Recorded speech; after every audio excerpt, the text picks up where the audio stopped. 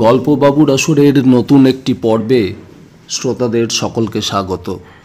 আজকের গল্প দস্যুমোহন সিরিজের প্রথম গল্প দস্যুমোহন তৃতীয় পর্ব। বরাবরের মতো গল্পের শুরুতে আগে কি ঘটেছিল সংক্ষেপে বলে নেব, তবে গত দুটি পর্ব শুনে এই পর্বটি শুনলে বেশি ভালো লাগবে। গত দুটি পর্বের লিঙ্ক এই পর্বের ডেসক্রিপশন, আই বাটন এবং এন্ড স্ক্রিনে দেওয়া রইল। আসুন শুরু করা যাক আজকের গল্প দস্যুমোহন তৃতীয় পর্ব।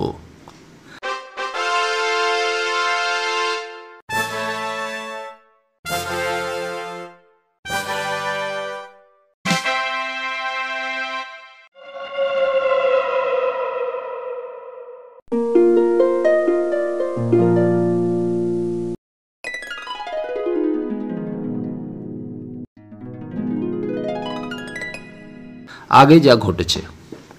ভারতবর্ষের পুলিশ যখন দস্যুমোহনকে সারা দেশে তন্ন তন্ন করে খুঁজে বেড়াচ্ছে, তখন মোহন কলকাতার পুলিশ কমিশনারের বাসস্থানের পাশেই আর্টিস্ট উৎপল বসুর ছদ্মনামে একটি বাড়ি ভাড়া নিয়ে সুখে কালাতিপাত করছিল।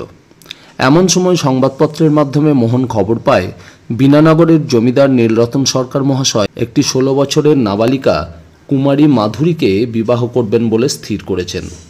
কন্যাটির পিতার প্রচুর টাকা জমিদারের কাছে ঋণ থাকায় এবং তার জমির দলিলপত্র তাঁর কাছে বন্ধক থাকায় এবং নিজের প্রচুর সম্পত্তির অধিকারী হওয়ার লোভে এই বিবাহে মত দিয়েছেন।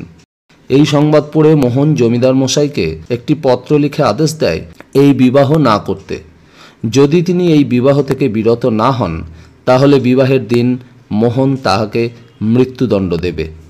এই সংবাদ পেয়ে পুলিশ কমিশনার মোহনকে গ্রেপ্তার করার আশায় জমিদার বাবুকে সব ধরনের সাহায্য করার জন্য প্রতিশ্রুতি দেন।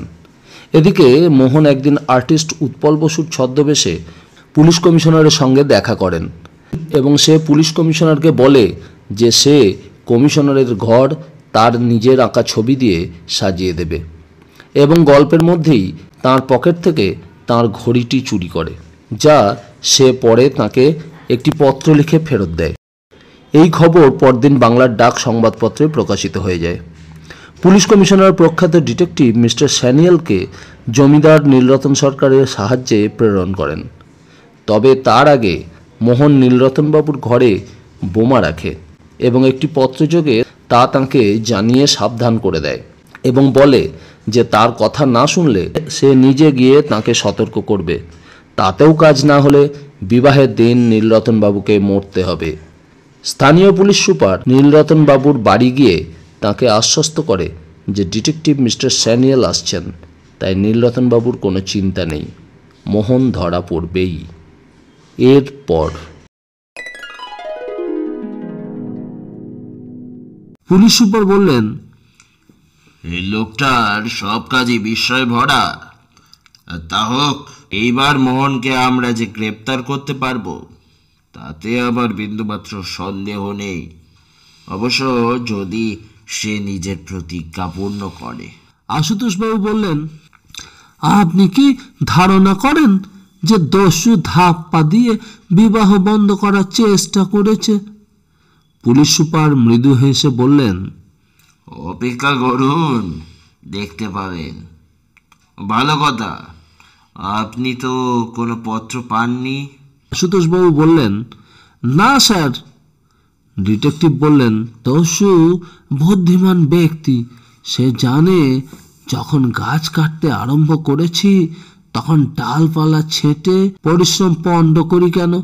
সে যদি নীলরতনবাবুকেই এই পৃথিবী থেকে সরাতে সক্ষম হয়, তখন বিয়ে তো আপনা হতেই বন্ধ হয়ে যাবে।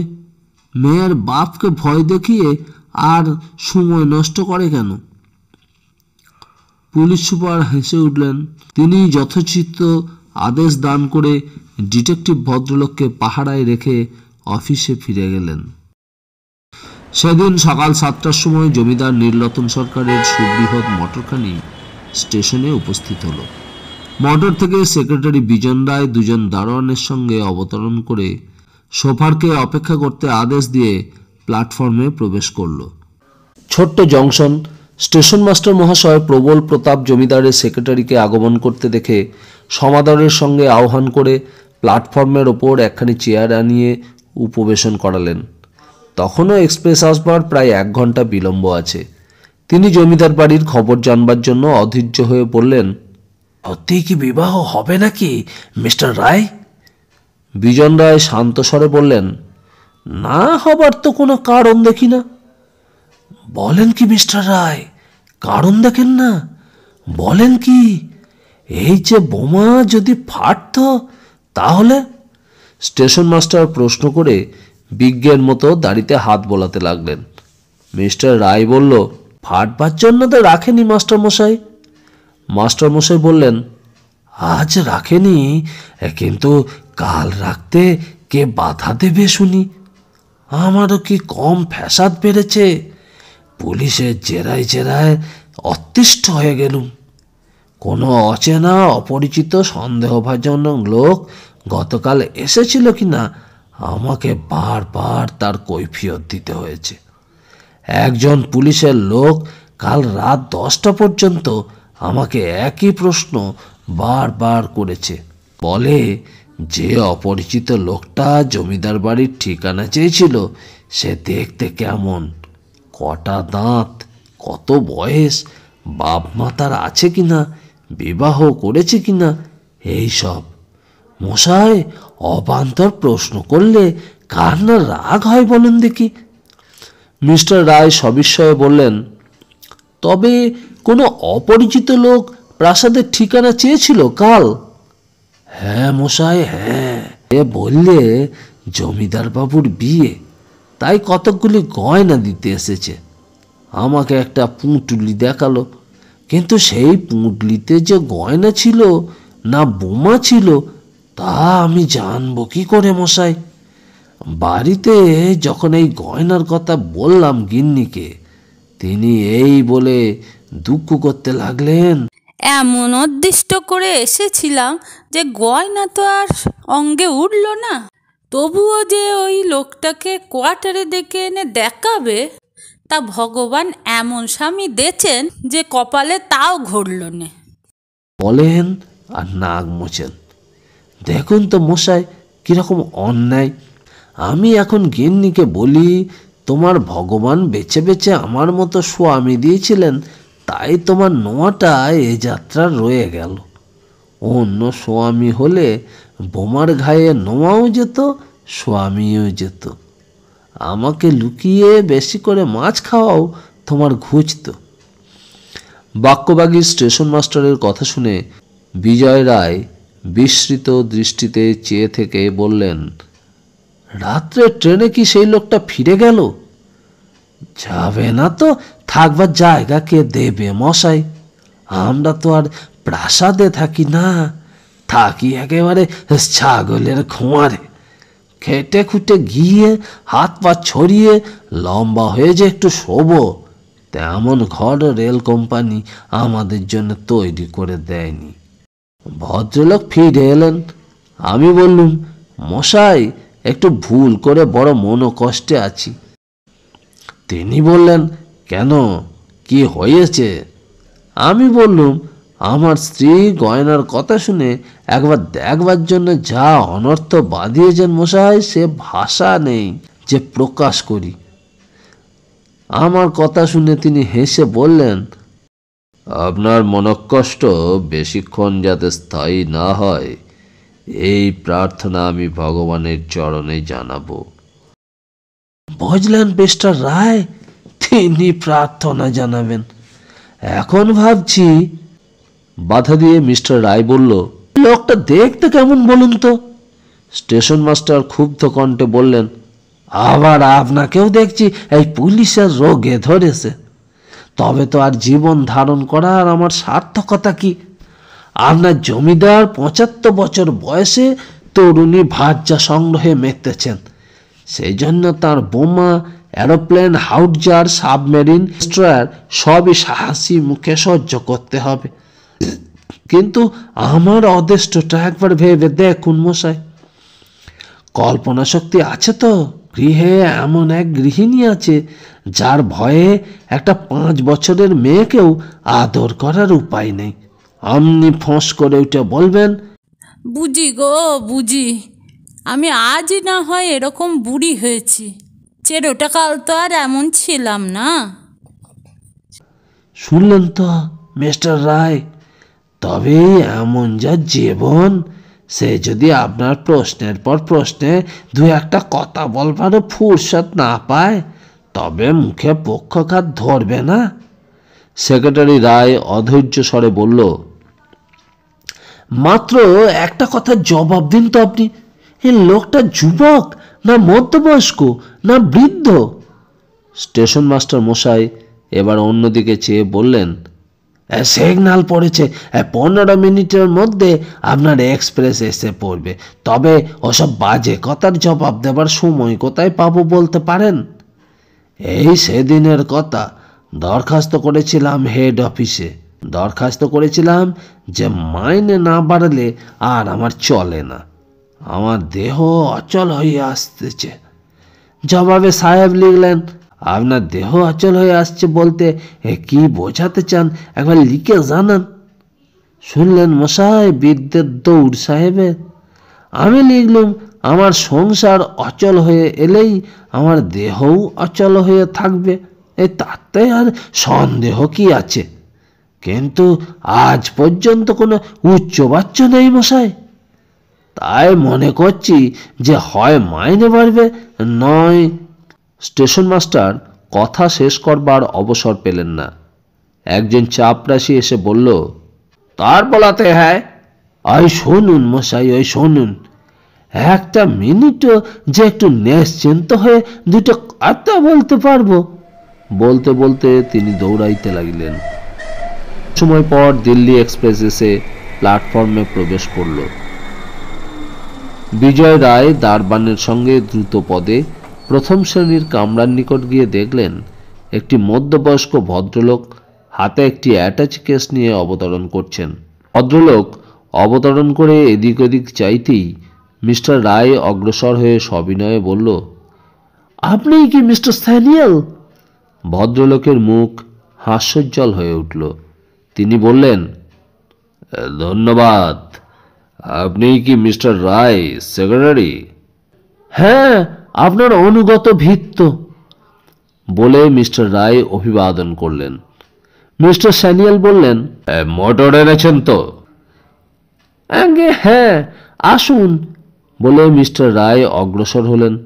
দারবান দুজন মিলিটারি সেলাম দিয়ে বৃহৎ বংশদণ্ড স্কন্ধে পিছনে পিছনে চলিতে লাগিল। মোটরের নিকট উপস্থিত হয়ে মিস্টার স্যানিয়েল বললেন, পুলিশ সুপার এখন কোথায়? মিস্টার রায় বললেন, তিনি আপন অফিসে আছেন। তিনি আপনাকে স্বাধীনভাবে কাজ করার সুযোগ দেবার জন্য এখানেও আসেননি, আর সেখানেও উপস্থিত থাকবেন না। অবশ্য তিনি আশা করেন আপনি পরে তাঁর সঙ্গে দেখা করে তাঁকে বাধিত করবেন। মিস্টার স্যানিয়েল সশব্দে হাস্য করে উঠলেন, বললেন, চমৎকার। আমার স্বভাবই এই।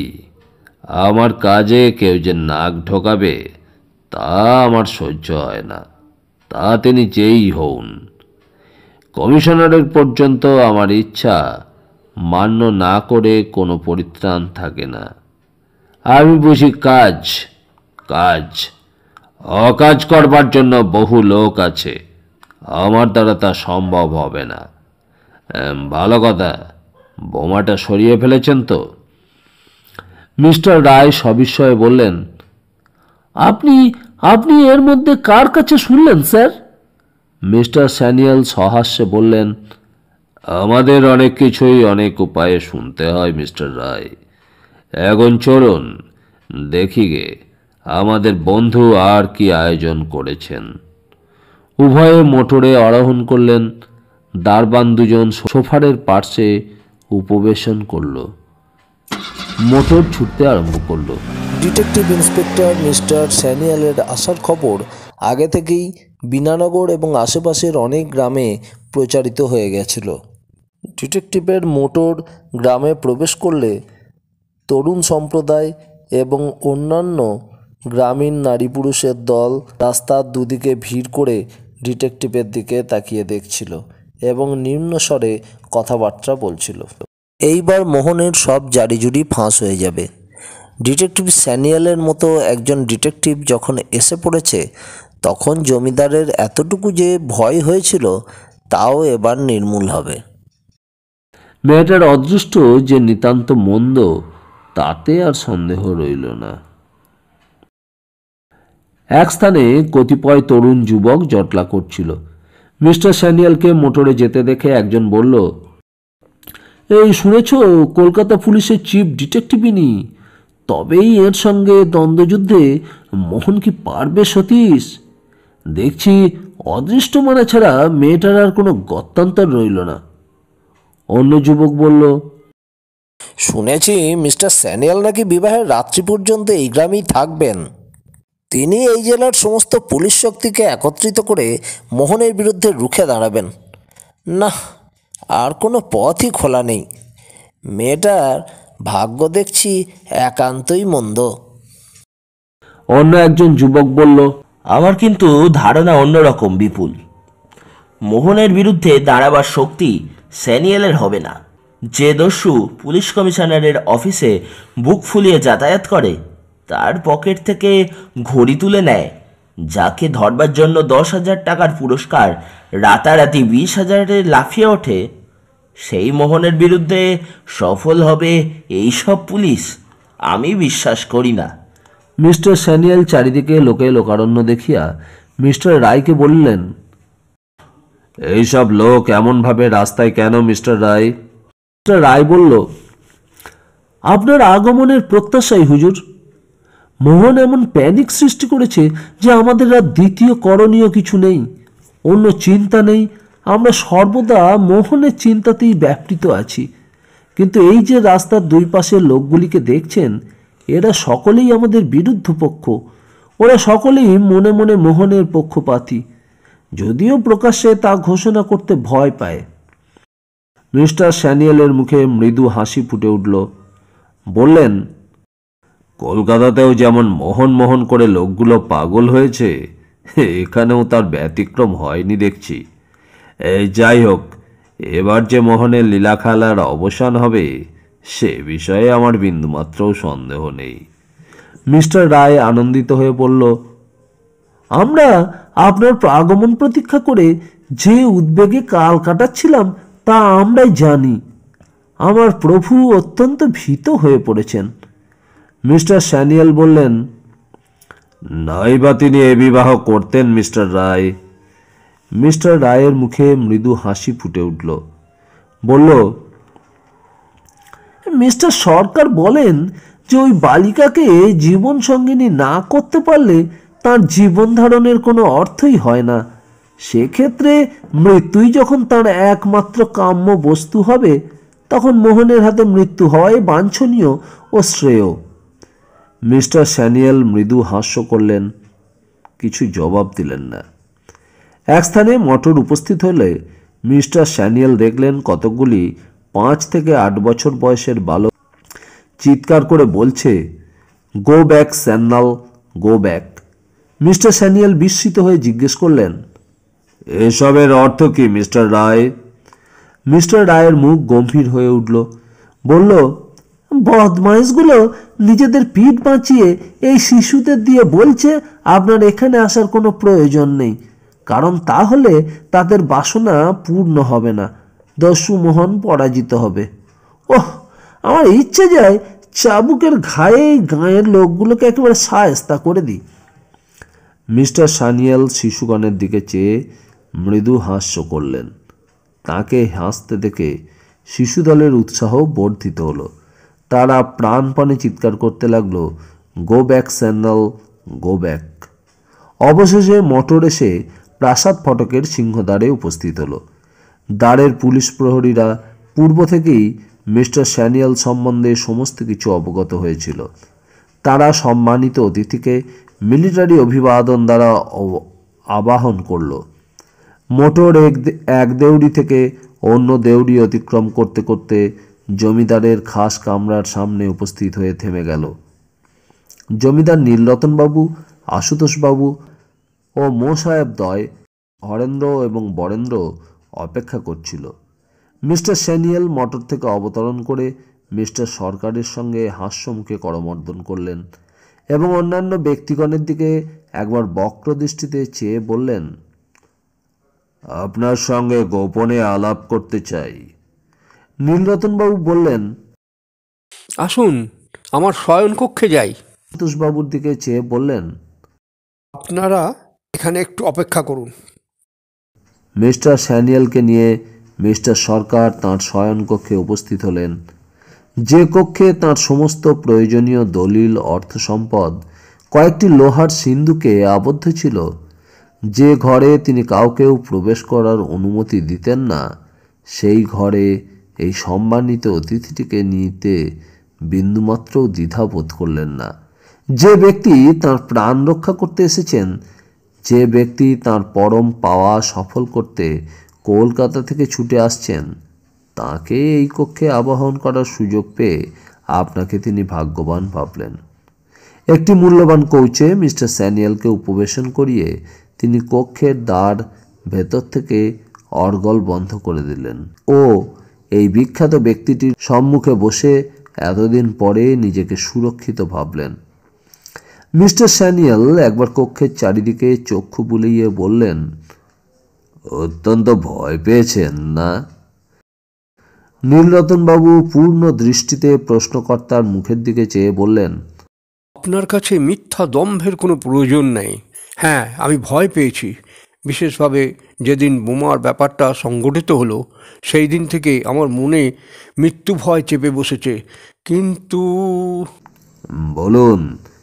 মিস্টার স্যানিয়েল বললেন, কিন্তু আমি ভেবে দেখলুম, এই বয়সে আমার মন যেরূপ প্রবলভাবে ওই তরুণীর উপর আকৃষ্ট হয়েছে, তা থেকে আমার যখন পরিত্রাণ নাই, অর্থাৎ আমি যখন কিছুতেই এই প্রলোভন সংবরণ করতে পারবো না, তখন একদিন তো মরতেই হবে, নয় দুদিন আগে, নয় দুদিন পরে। মিস্টার স্যানিয়েল এক মুহূর্তে চিন্তা করে বললেন, অবশ্য আপনি মনে কিছু করবেন না। আমি একটা বিষয়ে আলোক চাই। আচ্ছা, আপনার এ বয়সে এমন ইচ্ছে উদয় হলো কেন? আমি আরও একটু পরিষ্কার করেই বলতে চাই। আপনার সমস্ত শরীর শ্লথ হয়ে পড়েছে, রক্তের তাপ শীতল হয়ে পড়েছে। যে বয়সে যে অবস্থায় মনে যেসব বস্তুকে ঘৃণা করার ইচ্ছায় স্বাভাবিক হয়ে দেখা দেয়, তেমন সময়ে এই বিপরীত ইচ্ছার হেতুটি কি বলতে পারেন মিস্টার সরকার? জমিদার নীলরতন সরকারকে যে এরকম প্রশ্নের সম্মুখীন হতে হবে তা তিনি কল্পনাও করেননি। পুলিশের কর্তব্য তাকে গভর্নমেন্টের শক্তি দিয়ে সাহায্য করা, কিন্তু পুলিশ যে এমন এক অস্বাচ্ছন্দ্যকর প্রশ্ন করে বসবে, তার জন্য তিনি প্রস্তুত ছিলেন না। কিছু সময় নীরবে থেকে তিনি বললেন, আমি মনস্তত্ত্ব সম্বন্ধে একেবারেই অজ্ঞ মিস্টার সান্যাল। সুতরাং এই প্রশ্নের এই দিক থেকে আলোচনা না করলেই আমি সুখী হব। মানুষ বিবাহ করে ধর্ম, কর্ম, সংসার, ইহকাল পরকালের কাজ একজন সহকারী পাওয়ার জন্য। আমার মনে হয় বিবাহের একটাই মুখ্য দিক, আর সব গৌণ। মিস্টার স্যানিয়েল মৃদু হাস্য করে বললেন, আহ, তেমন মিস্টার সরকার, আমিও একজন পুরুষ মানুষ। আমাকে এতখানি লজ্জা করবার কোনো হেতুই আপনার থাকা উচিত নয়। অবশ্য আপনার অসুবিধা আমি বুঝেছি, কিন্তু আমি যদি এ বিষয়ে আমার অভিমত জ্ঞাপন করি, তাহলে কি আপনি মাত্র হ্যাঁ বা না বলে আমার উক্তি সমর্থন বা অস্বীকার করতে পারবেন? মিস্টার সরকার ভাবলেন তিনি সাধারণ ব্যক্তির কবলে পড়েননি, সুতরাং যত শীঘ্র সম্ভব এই অপ্রীতিকর ব্যাপারের শেষ হয় ততই মঙ্গল। বললেন, আচ্ছা বলুন। মিস্টার স্যানিয়েল তীক্ষ্ণ দৃষ্টিতে চেয়ে বললেন, আমার মনে হয় যৌবনে যেসব ব্যক্তির ভোগ স্পৃহা অপূর্ণ থেকে যায়, কোনো কারণের জন্যই হোক মনোমতো স্ত্রী সম্ভোগে বঞ্চিত থাকে, সেই সব ব্যক্তি এবং বিশেষ করে তার মধ্যে ধনবান ব্যক্তিরাই বৃদ্ধ বয়সে এক অস্বাভাবিক ক্ষুধায় উন্মাদ হয়। আমি বলেছি বিশেষভাবে ধনবান ব্যক্তিরা, কারণ তাঁরাই অর্থ সচ্ছলতার দরুন বিবিধ অস্বাভাবিক আহার্য ও সাময়িক উত্তেজনাকারী ঔষধ ইত্যাদি সাহায্য গ্রহণ করতে সক্ষম হন এবং নিজেদের স্বাভাবিক ইচ্ছাকে বিকৃত করে এমন একটা প্রকৃতি বিরুদ্ধ লালসার কবলে পড়েন যে তা থেকে উদ্ধারের পথ আর থাকে না। কিন্তু দুঃখের বিষয়, তাদের এই বিকৃতির স্থায়িত্ব এরকম স্বল্পকাল যে ভাবলে বিস্ময়ে হতবাক হতে হয়। নীলরতনবাবু সবিস্ময়ে বললেন, কিন্তু স্বল্পকাল স্থায়ী কেন? মিস্টার স্যানিয়েল হেসে উঠলেন। হাসি থামলে বললেন, কৃত্রিম উত্তেজনা সেই মুহূর্তে শান্ত হয় যে মুহূর্তে তাদের বিকৃত ইচ্ছাশক্তির লক্ষ্যবস্তু আয়ত্তাধীন হয়। যাক ওসব কথা, আমি এই বিষয়ে অনেক ভেবেছি, অনেক কিছু লক্ষ্য করেছি, তবে এই সিদ্ধান্তে উপনীত হতে পেরেছি। এখন বলুন, আপনাকে আমরা কিভাবে সাহায্য করতে পারি? নীলরতনবাবু স্বস্তির নিঃশ্বাস ফেলে বললেন, আপনারা আমার জীবন রক্ষা করুন, আমার অভীষ্ট সিদ্ধির পথে সহায়ক হন, এই আমার প্রার্থনা। এর জন্য কোনো খরচকেই আমি ভয় পাই না। মিস্টার স্যানিয়েলের মুখ ক্ষণতর উজ্জ্বল হইয়া স্বাভাবিক আকার ধারণ করল। বললেন, দস্যুমোহন কোন তারিখে নিজে এসে আপনাকে শেষ পত্র দিয়ে যাবে? নীলরতনবাবু বললেন, তার হিসেব মতো 2 সেই তারিখ পরে। উত্তম, আশা করি আজই দস্যুকে ধরতে সক্ষম হব, কিন্তু এই দস্যুকে বিশ্বাস করি না। ভালো কথা, আপনি যেসব দলিল পাত্রীর পিতাকে ফেরত দেবেন বলে প্রতিশ্রুত আছেন, সেসব দলিল খুব সাবধানে রেখেছেন তো? মিস্টার স্যানিয়েল প্রশ্ন করলেন। মিস্টার সরকারের মুখে মৃদু হাসি ফুটে উঠল। তিনি বললেন, ওসব বিষয়ে আমার ভুল হয় না মিস্টার স্যানিয়েল। মিস্টার স্যানিয়েল গম্ভীর মুখে বললেন, দেখুন মিস্টার সরকার, যখন আপনাকে রক্ষা করবার ভার গভর্নমেন্ট নিয়েছে, তখন আপনাকে আমাদের মতানুযায়ী চলতে হবে। আপনি মোহনকে চেনেন না, তার মতো এমন অসম সাহসী, এমন অসীম বুদ্ধিমান ব্যক্তি করেনি এমন কাজ, অন্তত এই মুহূর্তে আমার জানা নেই। এমনও হওয়া কিছুমাত্র বিচিত্র নয় যে ইতিপূর্বেই আশুতোষ বাবুর দলিলগুলোকে সে বেমালুম অপহরণ করে নিয়েছে। নীলরতনবাবু সচকিত হয়ে বললেন, অনুমানের প্রয়োজন কি? স্বচক্ষে দেখে সন্দেহ ভঞ্জন করুন। আমি তো আপনার কমিশনারকে জানিয়েছি যে আমি সম্পূর্ণভাবে আপনাদের দয়ার উপর নির্ভর করতে চাই। নীলরতনবাবু উঠলেন এবং তাঁর জামার ভেতরের পকেট থেকে এক গোছা চাবি বের করে সিন্দুক খুলে তার মধ্যে থেকে একটি প্যাকেট বের করে আনলেন। এর মধ্যে আশুতোষবাবুর সর্বস্ব বন্ধকি দলিলগুলো আছে মিস্টার স্যানিয়েল, আপনি পরীক্ষা করে দেখতে পারেন। মিস্টার স্যানিয়েল সিন্দুকের নিকট উঠে গিয়ে দলিলগুলি পরীক্ষা করলেন এবং খামের মধ্যে ভরে সিন্দুকের মধ্যে রেখে দিলেন। পরে সিন্দুকটি পরীক্ষার কার্যে নিযুক্ত হলেন। সিন্দুকের দ্বার, চাবির ঘর, কলকাবজা সমস্ত পরীক্ষা করে দেখলেন। একসময় বললেন, একটা মেজারমেন্ট ফিতা দিন তো মিস্টার সরকার। আমার একটু সন্দেহ হচ্ছে, সেটুকু পরীক্ষা করে নিই। মিস্টার স্যানিয়েল প্রশ্ন করে তৎক্ষণাৎ সিন্দুকের পিছন দেশে পরীক্ষা কার্যে নিযুক্ত হলেন। মিস্টার সরকার একবার মিস্টার স্যানিয়েলের গম্ভীর এবং চিন্তান্বিত কার্যরত মুখের দিকে চেয়ে দ্রুত গতিতে বের হয়ে গেলেন ও পাশের কক্ষ থেকে একটা মাপিবার ফিতে নিয়ে দেখলেন স্যানিয়েল তখনও সিন্দুকের পশ্চাৎভাগে ব্যস্ত আছে। মিস্টার স্যানিয়েল ফিতে পেয়ে বললেন, ধন্যবাদ। তারপর তিনি সিন্দুকের চারিদিক সেই মাপার ফিতে দিয়ে মেপে দেখতে লাগলেন। মিস্টার সরকার সিন্দুকের ভেতরে যে ড্রয়ারে কয়েক হাজার টাকা রেখেছিলেন একবার মিস্টার স্যানিয়েলের অলক্ষ্যে টেনে দেখলেন এবং পূর্ববৎ চাবি বন্ধ আছে কি না দেখে নিশ্চিত হলেন। এবং এই ভেবে লজ্জিত হলেন যে পাপে ভরা মন হলে এই রকম শোচনীয় অবস্থাতেই মানুষ পড়ে। নইলে যে সুবিখ্যাত ডিটেকটিভ কলকাতা থেকে ছুটে এসেছেন তাকে রক্ষা করতে মাত্র 2 কি 3 মিনিটের অনুপস্থিতির দরুন ওরকম ব্যক্তিকেও সন্দেহ করে অর্থরক্ষিত ড্রয়ার চাবি বন্ধ আছে কিনা দেখবার জন্য পরীক্ষা করতে পারে? মিস্টার সান্যাল সহসা বললেন, আপনার বিপন্ন হবার বা লজ্জিত হবার কোনো হেতুই নেই মিস্টার সরকার, কারণ অর্থের ব্যাপারে পিতা পুত্রকেও অনেক ক্ষেত্রে অবিশ্বাস করেন। সেক্ষেত্রে আমার সম্বন্ধে আপনার যদি সন্দেহই হয়ে থাকে আর সেই জন্য ড্রয়ার চাবি বন্ধ আছে কিনা দেখবার প্রয়োজন অনুভব করে থাকেন, তবে বিমর্ষ হবার কোনো সঙ্গত কারণ আছে কি? জমিদার নীলরতন সরকার সবিস্ময়ে হতবাক হয়ে ভাবলেন, ইনি কি অন্তর্যামী নাকি? বললেন, ছি ছি, অমন চিন্তা মনে করাও মহাপাপ মিস্টার স্যানিয়েল। স্যানিয়েল মৃদু হাস্য করলেন এবং বললেন, দেখুন, মানুষের মুখভাব থেকে সামান্য মাত্র গতিবিধি দেখে বুঝতে পারি তিনি কি ভাবছেন, তিনি কি চাইছেন। এটা আমার একটা স্বভাব দাঁড়িয়ে গেছে মিস্টার সরকার। সে যাই হোক, আমার কাজ শেষ হয়েছে।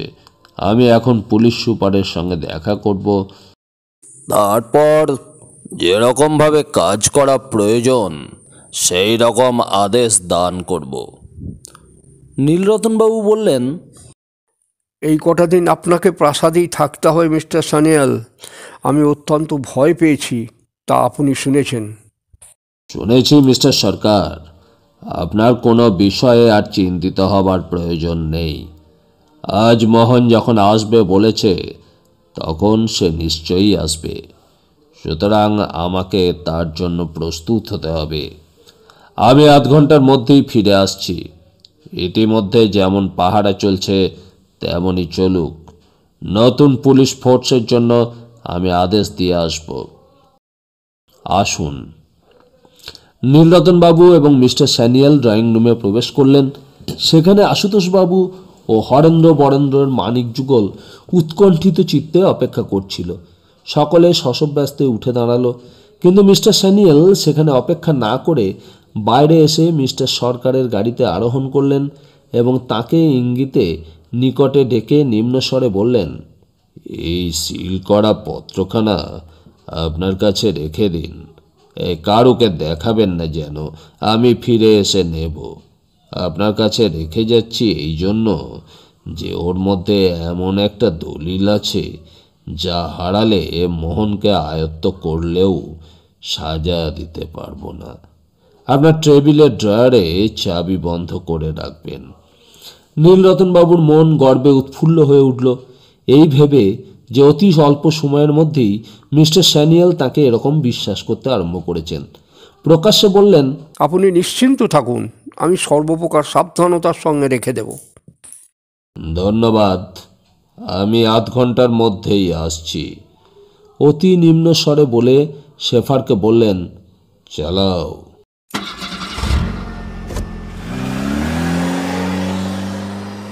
মোটর দেউড়ির পর দেউড়ি অতিক্রম করে ছুটতে লাগলো। প্রতি দেউড়িতে মিলিটারি পুলিশ প্রহরী সঙ্গীন বক্ষে নামিয়ে অভিবাদন করিতে লাগিল। মোটর বের হয়ে গেলে আশুতোষবাবু জমিদারের নিকট ছুটে এলেন। তার মুখ উদ্বেগ ও উত্তেজনায় পূর্ণ হয়েছিল। বললেন, খবর সব ভালো তো? আসুন বলছি। বলে নীলরতনবাবু ড্রয়িং রুমে প্রবেশ করে হাতের মূল্যবান পত্রখানি তাঁর সুবৃহৎ টেবিলের একটি ড্রয়ারের মধ্যে চাবি বন্ধ করে রাখলেন এবং মো সাহেবদ্বয়ের দিকে চেয়ে কঠিন স্বরে বললেন, একটা কথাও কো না, চুপ করে বসে শোনো। যে আজ্ঞে হুজুর, যে আজ্ঞে হুজুর বলে উভয়ই গভীর মনোযোগ সহকারে চেয়ে শুনতে লাগলো। সেক্রেটারি মিস্টার রায় বলল, অত্যন্ত উপযুক্ত লোক মিস্টার স্যানিয়েল। আমার সঙ্গে পথে যে আলাপ হলো তাতে ওর বুদ্ধিমত্তা আমাকে মুগ্ধ করে দিয়েছে। নীলরতনবাবু সমর্থন করে বললেন, শুধু উপযুক্ত বললে তাকে অপমান করা হয়। তিনি অসাধারণ ব্যক্তি। আমি জীবনে অনেক মহৎ ব্যক্তির সংস্পর্শে এসেছি, কিন্তু এমন একটি তীক্ষ্ণ বুদ্ধিশালী লোকের দেখা পাইনি।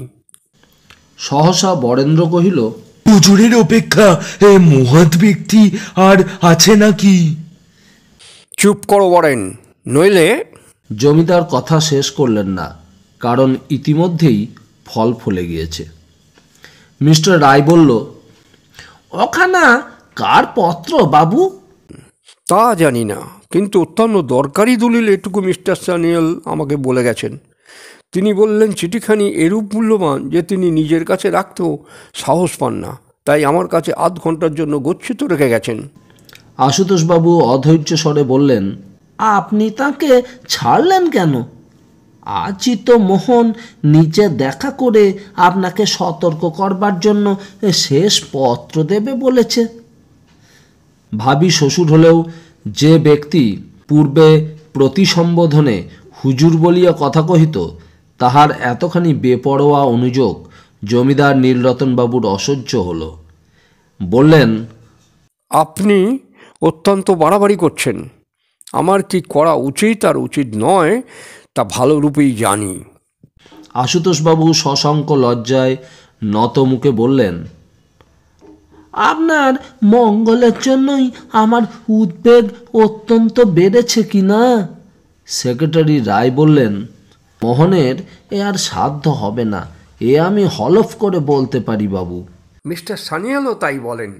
নীলরতনবাবু সমর্থন করলেন। আজ জমিদারের বাড়িতে কোনো ব্যক্তির প্রবেশের হুকুম ছিল না। সকালবেলায় পুলিশ সুপার স্বয়ং উপস্থিত থেকে পাহারা বন্দোবস্ত করে যথাযথ আদেশ দান করে গেছেন। জমিদারের শোবার ঘরের প্রত্যেক জানলা, দরজা ও পথে পুলিশ পহারা বসানো হয়েছে। প্রাসাদের অভিমুখে সমস্ত পথে পুলিশ পাহারা বসেছে। সারা প্রাসাদ ঘিরে নীলরতনবাবুর দারোয়ানগণেরাও পাহারায় বসে গেছে। সুতরাং আজ নীলরতনবাবু অপেক্ষাকৃত নিশ্চিন্ত অনুভব করছিলেন। সবার উপর মিস্টার স্যানিয়েল, সুবিখ্যাত ডিটেকটিভ, কলকাতা থেকে এসে পড়েছেন, দায়িত্ব গ্রহণ করেছেন। সুতরাং আজ মোহনের দম্ভ সফল হওয়ার কোনো দিকে কোনো সুযোগ অসম্ভব ভেবে নীলরতনবাবু সমস্ত অবস্থাটাতে একবার মানুষচক্ষু বুলিয়ে নিয়ে বরেন্দ্রের দিকে চেয়ে একটু পরিহাস করার জন্য কিছু বলতে যাচ্ছিলেন। এমন সময় ঘড়িতে 11:30 বাজার শব্দ হলো। সেক্রেটারি ঘড়ির দিকে চেয়ে বলল, মিস্টার স্যানিয়েল যাবার পর ঠিক আধ ঘন্টা হয়েছে। নীলরতনবাবু পুনরায় কিছু বলতে যাচ্ছিলেন, এমন সময় ড্রয়িং রুমের দরজার সামনে দেখলেন একটা ঠেলা গাড়িতে এক বৃহৎ ট্র্যাঙ্ক বহন করে দুজন কুলি ভিতর মহলে প্রবেশ করছে এবং স্থানীয় ডিটেকটিভ ভদ্রলোক সঙ্গে সঙ্গে আসছেন। নীলরতনবাবু ড্রয়িং রুম থেকে বের হয়ে বললেন, কার ট্যাঙ্ক, কি আছে ভিতরে? ডিটেকটিভ একখানা পত্র তাঁর হাতে দিলেন। খামের ওপর তাঁর নাম লেখা। তিনি পত্রখানি খুলিবার পূর্বে ডিটেকটিভ বললেন, মিস্টার স্যানিয়েল দিয়েছেন। ঠিক 11:30টার মধ্যে পত্র ও তোরঙ্গ আপনার কাছে দেবার জন্য বারবার বলে দিয়েছিলেন। ঈশ্বরকে ধন্যবাদ, তাঁর আদেশ পালন করতে পেরেছি। ইতিমধ্যে বৃদ্ধ জমিদার পত্রখানি খুলে পড়লেন। তাঁর হাত কাঁপছিল। তিনি সমস্ত শক্তি একত্র করে ট্রাঙ্কটি অবিলম্বে খোলবার জন্য আদেশ দিলেন। ডিটেকটিভ জমিদারের বিবর্ণ মুখভাব ও কম্পিত হস্ত লক্ষ্য করে কোনো অনাগত বিপদের আশঙ্কায় কোনো প্রশ্ন না করে ট্রাঙ্কের গায়ে যে চামড়ার ফিতে জড়ানো ছিল তা দ্রুত হাতে খুলে ফেলতেই দেখলেন ট্রাঙ্কে চাবি দেওয়া নেই। তিনি ডালাটা তুলতেই সবিস্ময়ে দেখলেন যে 20 মিনিট পূর্বে যে মিস্টার স্যানিয়েল তাঁকে এই ট্রাঙ্কটি জমিদার বাড়ি নিয়ে আসার জন্য আদেশ দিয়েছিলেন, তিনিই ভিতরে শুয়ে রয়েছেন।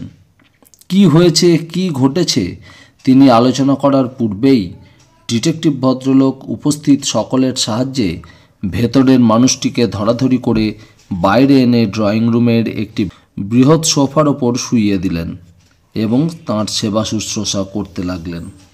অল্প সময় পর ভদ্রলোকের জ্ঞান ফিরে এলো। তিনি কারো নিষেধ না মেনে সোফার ওপর বসে প্রথম প্রশ্ন করলেন, আমি এখন কোথায়? জমিদার মশাই ইতিমধ্যে সামলে নিয়েছিলেন। বললেন, আপনি কি মিস্টার সানিয়াল, বিখ্যাত ডিটেকটিভ ইন্সপেক্টর? ভদ্রলোকের মুখে ব্যথিত হাসি ফুটে উঠল। বললেন, আর বিখ্যাত নই, সে যা হোক, আমি মিস্টার স্যানিয়েল। আমায় জবাব দিন, আমি কোথায়, কেমন করে এলাম এখানে? জমিদার নিজের পরিচয় দিয়ে বললেন, কিন্তু এ দশা যে আপনার দস্যু মোহন করেছে তাতে আমার সন্দেহ নেই। স্থানীয় ডিটেকটিভের দিকে চেয়ে বললেন, আপনি এক্ষুনি পুলিশ সুপারকে সংবাদ দিন, এখানে আসতে বলুন। আরও বলবেন মোহন স্বয়ং এসে আমাকে শেষবার সতর্ক করে পত্র দিয়ে গেছে। সকলের মুখে বিস্ময় ফুটে উঠল। জমিদার টেবিলের ড্রয়ার থেকে সিলমোহর করা পত্রখানি বের করে পাঠ করলেন এবং আসল মিস্টার স্যানিয়েলের হাতে দিয়ে বললেন, যেভাবেই হোক দস্যু আপনাকে বেকায়দায় পেয়ে এমনভাবে পরাজিত করেছে তা আমি বুঝেছি, কিন্তু আমি কি ভাবছি জানেন, যে দস্যু আপনার মতো ব্যক্তিকেও এমনভাবে নাজেহাল করতে পারে তার বিরুদ্ধে আমি রক্ষা পাবো কী উপায়ে? নীলরতনবাবুর মুখ আসন্ন বিপদের আশঙ্কায় বিষণ্ণ হয়ে উঠল। মিস্টার স্যানিয়েল দস্যু মোহনের পত্রখানি পাঠ করছিলেন। তার মুখ ক্রোধে ঘৃণায় রক্তবর্ণ হয়ে উঠল। পত্রখানি এইরকম: প্রিয় নীলরতনবাবু, আমি প্রতিজ্ঞা করেছিলাম স্বহস্তে পত্র লিখিয়া আপনাকে শেষবার সাবধান করিব, তাহা পালন করিলাম। এখনো 5 দিন সময় আছে। ইতোমধ্যে আপনি যদি মত না পরিবর্তন করেন এবং সে কথা সংবাদপত্রে বিজ্ঞাপন দিয়ে না জানিয়ে দেন, তবে আগামী 20 তারিখ রাত্রি 9টার সময় আপনাকে মরিতে হইবে। আপনাকে এখনো বলিতেছি, আমাকে বৃথা নরহত্যা করতে বাধ্য করিবেন না। আপনার বিকৃত মনের কল্পিত তৃষাকে পরিহার করুন, এই আমার ইচ্ছা। আমি কোনো মতেই একটি নাবালিকার চিরজীবন অভিশপ্ত করিয়া রাখিতে সম্মতি দেব না। এতে সমাজসেবক মোহন। মিস্টার স্যানিয়েল টেবিলের ওপর একটি মুষ্ঠাঘাত করে বললেন, দস্যু শয়তান, আমাকে ট্রেনে সম্পূর্ণ আচম্বিতে ক্লোরোফর্ম দ্বারা আয়ত্ত করে তারপর যা শুনেছি ভণ্ড আমাকে প্যাক করে আপনার কাছে ডেলিভারি করে দিয়েছে, এর প্রতিশোধ নেব আমি তাকে এমন শিক্ষা দেব যে সে জীবনেও ভুলবে না। জমিদার নীলরতনবাবু বললেন, আপনি উপরে যেতে পারবেন কি? আপনার আহারের যৎসামান্য বন্দোবস্ত করেছি।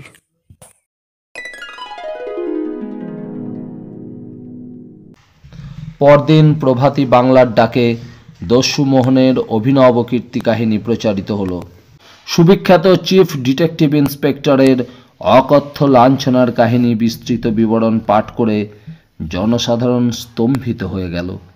মিস্টার স্যানিয়েলের ছদ্মবেশে মোহনের জমিদারের প্রাসাদে গমন, সিন্দুক থেকে হতভাগিনী কন্যার অর্থলোভী পিশাচ পিতার বন্ধকি দলিল অপহরণ থেকে সমস্ত কাহিনী টিকা টিপ্পনী সহ বাংলার ডাকে কয়েক কলমব্যাপী বের হলো।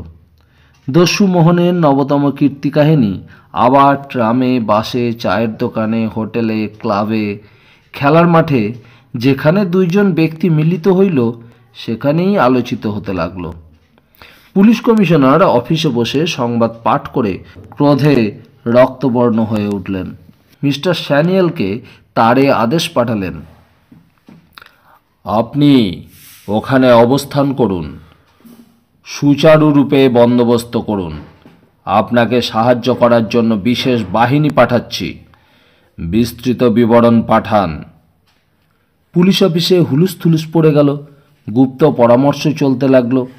সেদিন বেলা 11টায় দস্যু মোহন আর্টিস্ট উৎপল বসুর ছদ্মবেশে মোটর থেকে পুলিশ কমিশনারের বাংলোর সামনে অবতরণ করল। মোটরের সোফার বাংলোর সামনে নামল। মোটরের সোফার গাড়ি থেকে কাগজ প্যাক করা একখানি বৃহৎ বাঁধানো ছবি অতি সাবধানে বের করে তার পশ্চাতে গিয়ে দাঁড়ালো। কমিশনারের দরজায় পুলিশ পাহারাকে মোহন বলল, মেম সাহেবের ছবি নিয়ে এসেছি। কোথায় নিয়ে যাব? পুলিশ প্রহরী ড্রয়িং রুম নির্দেশ করে বলল, আগে এই সিঁড়ি দিয়ে উপরে যান, ড্রয়িং রুমেই মেম সাহেব আছেন। মোহন সোফারকে ইঙ্গিত করে উঠতে লাগলো। পরে ড্রয়িং রুমের সামনে উপস্থিত হয়ে সোফারকে নিম্নস্বরে কি আদেশ দিল ও তার হাত থেকে ছবিখানি নিয়ে তাকে বিদায় করে দিল। সম্মুখে আগমন সংবাদ জানাবার ইলেকট্রিক ঘণ্টা দেখে মোহন তা বাজালে মেম সাহেবের একজন খানসামা বাইরে এলো। মোহন বলল, মেম সাহেবকে সংবাদ দাও, বলো তাঁর ছবি এনেছি। খানসামা মোহনকে সম্ভ্রান্ত লোক ভেবে সমাদরের সঙ্গে ভেতরে বসিয়ে মেম সাহেবকে সংবাদ দিতে গেল। অনতিবিলম্বে বিস্মিত মেম সাহেব শোয়ার ঘর থেকে ড্রয়িং রুমে প্রবেশ করলে মোহন দাঁড়িয়ে বলল, গুড মর্নিং। গুড মর্নিং বাবু। কে আপনি? কে ছবি পাঠিয়েছে? মেম সাহেব সবিস্ময়ে প্রশ্ন করলেন। মোহন সুবৃহৎ ছবিখানার প্যাকিং খুলছিল। বলল, আপনার প্রতিবেশী উৎপলবাবুর কথা নিশ্চয়ই আপনি ভুলে যাননি। আমি সেই আর্টিস্ট। মোহন মৃদু হাস্যে মুখ তুলে মেম সাহেবের রক্তহীন শ্বেত মুখের দিকে তাকিয়ে রইল। পরাধীন দেশের পুলিশ কমিশনারের মেম সাহেব স্ত্রী কয়েক মুহূর্তের ভেতর আপনাকে সংযত করে বিস্ফারিত দৃষ্টিতে চেয়ে বললেন, তুমি দস্যু মোহন? হ্যাঁ ম্যাডাম, আমি দস্যু মোহন। এই নামেই যদি আমায় পরিচিত করতে চান, আমার কোনো আপত্তি নেই।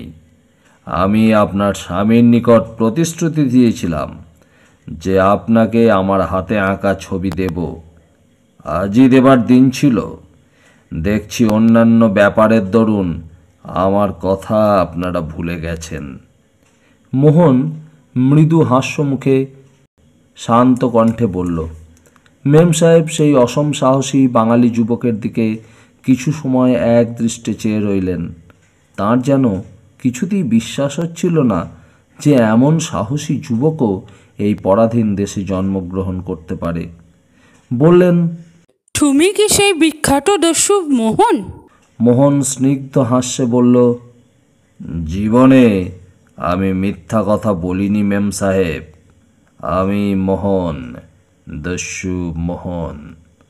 মেম সাহেব বললেন, তোমাকে তো আমি যেতে দিব না। তোমাকে আমি পুলিশের হাতে তুলে দিব। তুমি মানবতার শত্রু আছো। তোমাকে আমি কিছুতেই ছিঁড়ে দিব না। আমি এখনই পুলিশ কমিশনারকে সংবাদ দিচ্ছি। মেম সাহেব ঘরের মাঝখানে টেলিফোনের কাছে সরে গেলেন। মোহনের মুখে মৃদু হাসি লেগেই ছিল। বলল, এত তাড়া কিসের ম্যাডাম?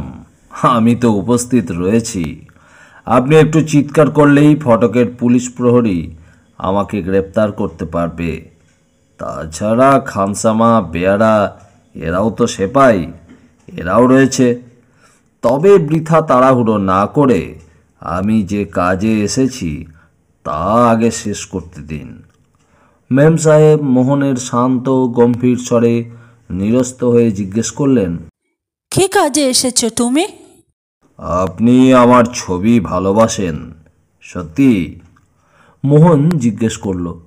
মেম সাহেব এক পা এগিয়ে এসে বলল, সত্যি কথা, but now I hate you. Mohan মৃদু হেসে বলল, আমাকে ঘৃণা করুন, তাতে কোনো আপত্তি নেই। আমার ছবি ভালোবাসেন, এ আমার পরম সৌভাগ্যের বিষয়। একমাত্র এই কারণেই বিপদ আছে জেনেও আপনাকে তা উপহার দেবার জন্য আসতে পেরেছি। শিল্পী ও সাহিত্যিক সৃষ্টি করে আনন্দ উপলব্ধির জন্যে। অন্যেরা তাদের সৃষ্টিকে প্রশংসা করবেন, অনুভব করে আনন্দ পাবেন, এই চিন্তা শিল্পী ও সাহিত্যিকের মনে আনন্দ রস পরিবেশন করে। আর এই আনন্দের নেশায় পাগল হয়ে বাঘের গহ্বরে প্রবেশ করতেও আমি প্ররোচিত হয়েছি। মেম সাহেব সবিস্ময়ে মোহনের কথা শুনছিলেন। বললেন, কই দেখি, কি ছবি আনিয়াছ? মোহন সুবৃহৎ ছবিখানি মেম সাহেবের দিকে ফিরিয়ে দিয়ে একটা ছোট্ট টেবিলের ওপর রাখল। মেম সাহেব এতক্ষণ মোহনের কাছ থেকে এতটাই দূরে ছিলেন যে মুহূর্তের প্রেরণায় তিনি ড্রয়িং রুম থেকে বের হয়ে সাহায্য চাইতে পারতেন, কিন্তু ছবির দিকে দৃষ্টি পড়তেই তাঁর শিল্পী মন সব কিছু অস্তিত্ব ভুলে গেল। তিনি বিস্মৃত হলেন তাঁর সামনে দস্যু মোহন রয়েছে। তিনি ভুলে গেলেন যে দস্যু তাঁর দোর্দণ্ড প্রতাপ স্বামীকে পর্যন্ত প্রতারিত করে চিন্তার জালে জর্জরিত করেছে।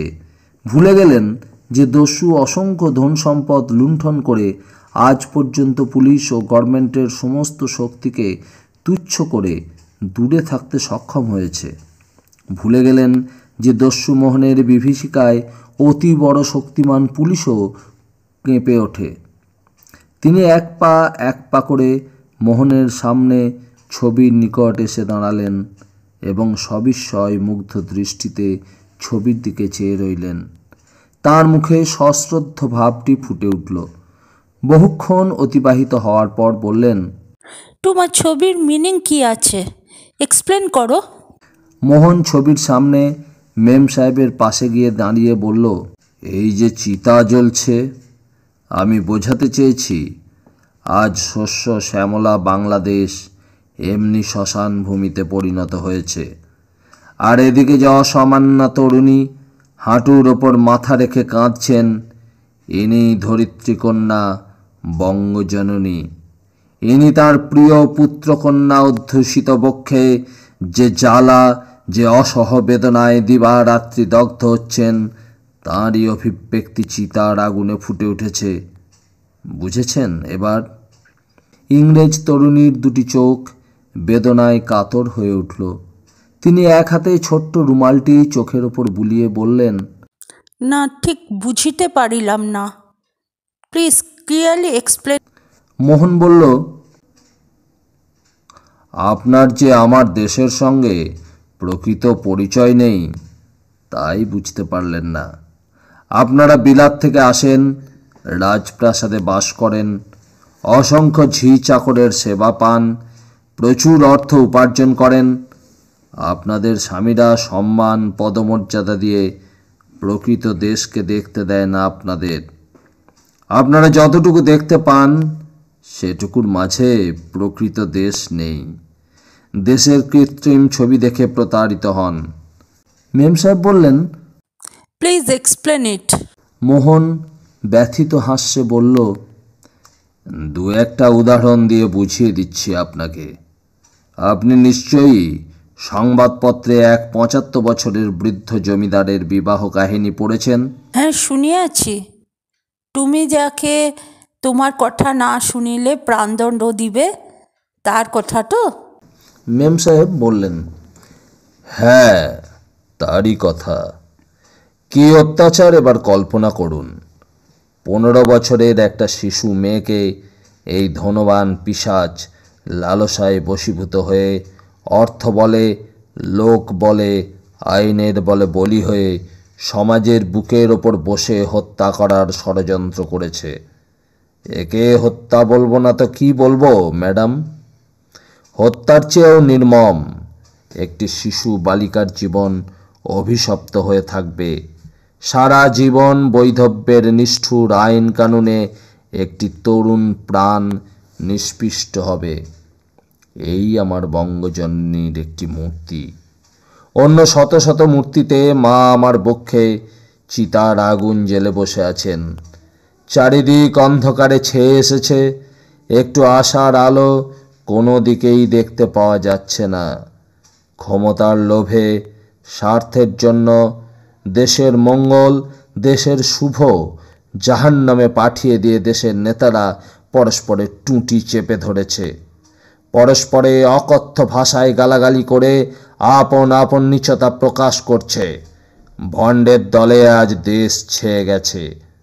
শুধু নিজের স্বার্থ, দেশের নামে লোক ঠকিয়ে নিজেদের স্বার্থ পূরণ করছে অধিকাংশ তথাকথিত নেতা। এখন জনে জনে নেতা হয়ে দাঁড়িয়ে গলাবাজি আরম্ভ করেছে। নিজেদের দুর্বলতা, নিজেদের চৌর্যবৃত্তি ঢাকবার জন্য মিথ্যার বেসাতি আরম্ভ হয়েছে। অনেকে প্রকাশ্যে গভর্নমেন্টকে আক্রমণ করে বাহবা নিচ্ছে, গোপনে গভর্নমেন্টের নিকট উপস্থিত হয়ে নিজেদের উৎসর্গ করেছে। ধর্মের নামে কত অধর্ম যে বাংলার মাঠে মন্দিরে অনুষ্ঠিত হচ্ছে তার আর ইয়ত্তা নেই। আজ বাংলার তরুণ তরুণী বৃদ্ধ চরিত্র হারিয়ে একটা হীন ক্ষুধার তাড়নায় দিক বিদিক জ্ঞান শূন্য হয়ে ছুটছে। আজ বাংলা জুড়ে ধনীর অত্যাচার, সবলের পীড়ন তাণ্ডব রাজত্বের শুরু করেছে। শত শত দরিদ্রের বক্ষ রক্ত চুষে এক একটি ধনী পয়সা আছে কুল্লাসে অট্ট রবে শ্মশানের বিভৎসতা বাড়িয়ে তুলেছে। তাই আমি বিদ্রোহী, আমি তাই দস্যু, আমি তাই অনিয়ম ধূমকেতুর মতো উদয় হয়েছি। যেখানে অবিচার, যেখানে নৃশংসতা, যেখানে কুৎসিত বিভৎসতা, সেখানেই আমি ছুটে যাই।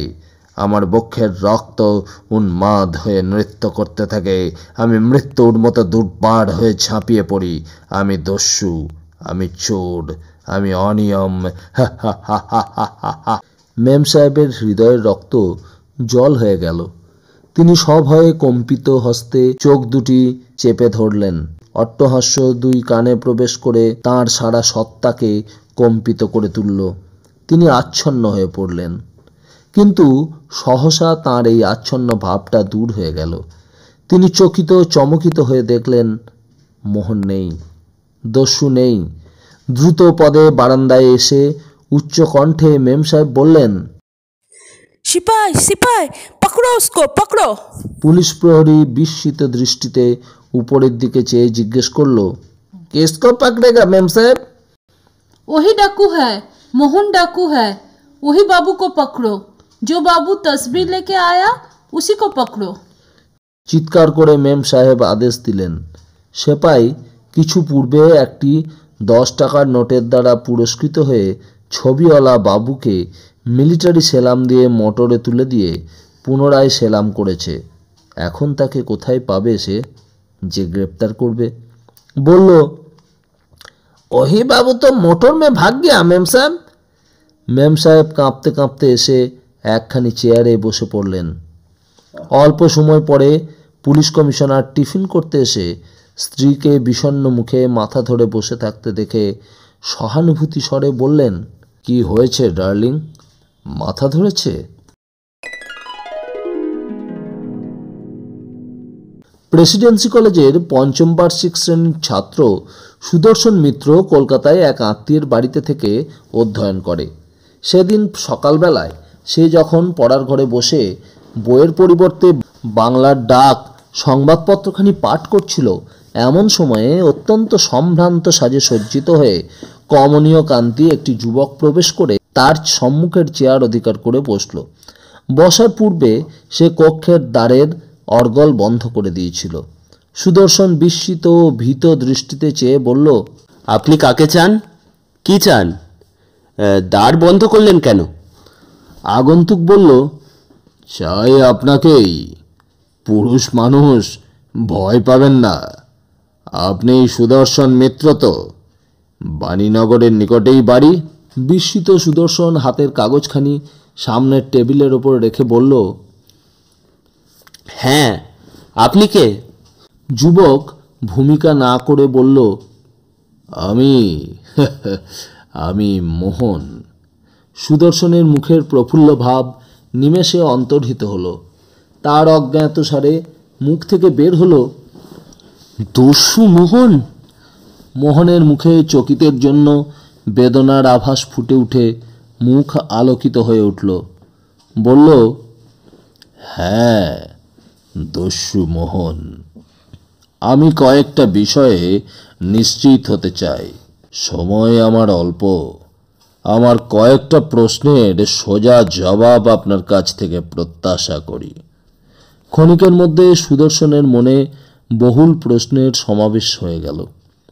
এই সেই দস্যু, ধনীর ত্রাস, পুলিশের দুঃস্বপ্ন, যাকে গ্রেপ্তার করার জন্য 20,000 টাকা পুরস্কার ঘোষণা করা হয়েছে। মোহন বলল, বাজে চিন্তা ছাড়ুন, বলুন আপনি কি এখনো আশুতোষ বাবুর মেয়ে মাধুরী দেবীকে বিবাহ করার জন্য প্রস্তুত আছেন? সুদর্শনের মুখ অপূর্ব বিভায় আলোকিত হয়ে উঠল। বলল, প্রস্তুত আছি, প্রাণ দিয়েও তাকে উদ্ধার করতে প্রস্তুত। মোহন মৃদু হেসে বলল, প্রাণও দিতে হবে না আর উদ্ধারও করতে হবে না। মাধুরী দেবী কি সত্যিই আপনাকে চান? সুদর্শনের মুখে বেদনার চিহ্ন পরিস্ফুট হয়ে উঠল। বলল, আমাদের মধ্যে কোনো সন্দেহের অবকাশ ছিল না মোহনবাবু, কিন্তু সে তার বাবাকে বিপদাপন্ন করে কিছুতেই আমাকে বিবাহ করতে সম্মত হবে না। মোহন বলল, আমি বাবু নই।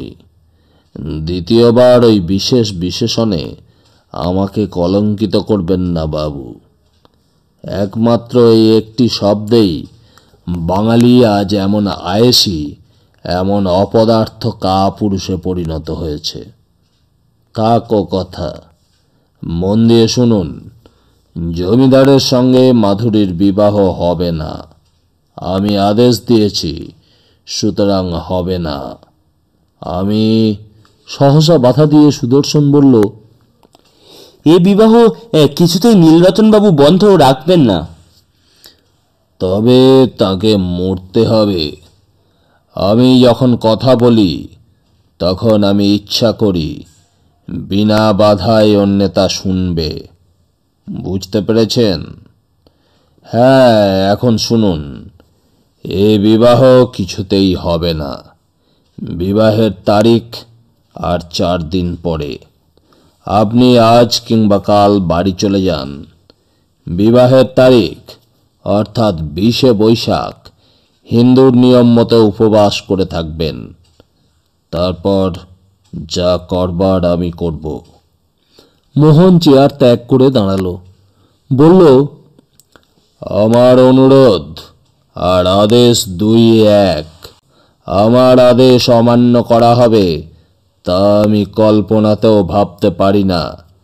আমি যা বললাম তা গোপন রাখবেন, আর প্রয়োজনের সময় যেন আপনাকে আমি প্রস্তুত পাই, দেখবেন। মোহন বের হওয়ার জন্য দরজার অর্গলে হাত দিল। সুদর্শন ব্যস্তভাবে দাঁড়িয়ে বলল, আপনার ঋণ আমি জীবনেও শোধ করতে পারবো না। আমার সভক্তি নমস্কার গ্রহণ করুন। মোহন চকিত মুখ ফিরিয়ে মৃদু হাসিল এবং মাথা দুলিয়ে প্রতি নমস্কার করল এবং পর মুহূর্তেই ঘর থেকে বের হয়ে গেল। সুদর্শন দ্রুত পদে জানলার কাছে এসে দেখল একটি বৃহৎ মোটর বাড়ির বিপরীত দিকে অপেক্ষা করছিল। মোহন আরোহণ করার সঙ্গে সঙ্গে ছুটে অদৃশ্য হয়ে গেল। সুদর্শন কক্ষ মধ্যস্থিত শ্রীকৃষ্ণের ছবির দিকে চেয়ে কৃতজ্ঞস্বরে বলল, তুমি করুণাময়, তুমি বাঞ্ছা কল্পতরু, তুমি প্রেমময় ভগবান।